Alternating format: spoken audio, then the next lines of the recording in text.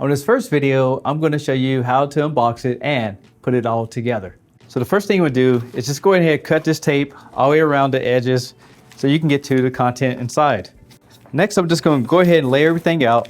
And once everything is on the table, I'll show you how to put everything together and what it comes with.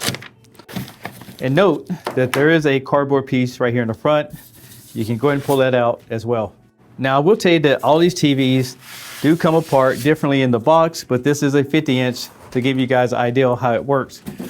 So once you get everything on the box, here's what it looks like. You have the television right here, and again, this is a 50-inch. Depending on what size you get, it could vary what it looks like once you take it out of the box. So here's everything you get in the box. There's a user's guide, a setup guide, a power cord, as well as some wire maintenance little brackets that works on the feet.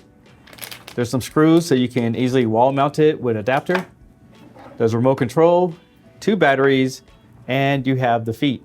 The great thing about this Sony TV is that it doesn't require screws to mount it feet on. You just slide them right into place and it clicks, and that's all you need to do. Now I'm going to show you how to insert the batteries on the back cover. You just press, slide it down, and then you just put the negative right there by the spring. Put this back on, and there you go. Now this might not be something that you do, but I like to put everything in a baggie so everything stays in one place in case I need to find any of the parts later on. Now this is an unboxing video, but I'm gonna show you the input jacks on the back of it, and then we'll go ahead and finish everything up. So looking at the back covers, you have 2 USBs, and this is a USB 3.0. You also have a fiber optic output, and you can hook up older VCRs, DVD players with an adapter right there. You have 2 HDMI 2.0s that can run up to 60 Hertz. You have 2 HDMI 2.1s that can run up to 120 Hertz. But keep in mind, if you have a soundbar that runs off HDMI, that's one of the jacks you're going to use right here. Down here, you have an Ethernet port for hooking it direct to a router. And if you want to calibrate it or do any service, there's an RS-232C port. There's an infrared input in case you want to use a cable box to control it. And over here you have an ATSC 3.0 tuner input, and that's ready for the next gen 4K over-the-air content.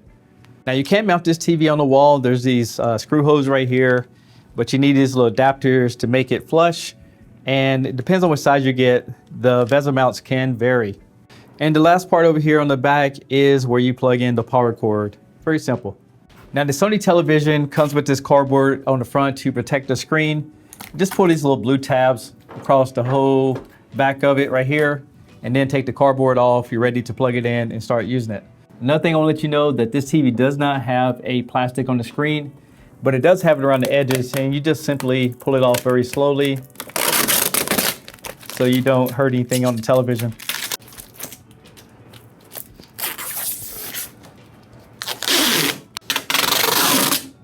And here's the energy saving guide. So that concludes this video on how to unbox a Sony X85K. On the next video, I'm going to show you how to do an initial setup. I'm Tech Steve. Thanks a lot for watching, and I'll catch you guys on the next one. Peace!